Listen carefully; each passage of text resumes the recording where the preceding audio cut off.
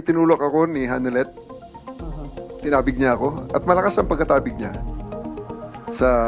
Nung nagkasalubong kami sa hallway. Nasa video naman, minura ako ng kanyang anak. At mismong si Presidente Duterte ay niremind niya ako, magre-retire ako.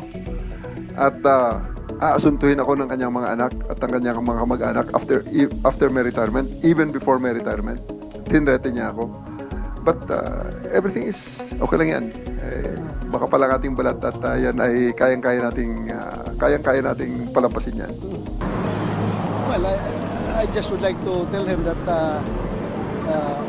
huwag sana tayong magpakalasing sa power. Yun lang, huwag tayong magpakalasing sa kapangyarihan.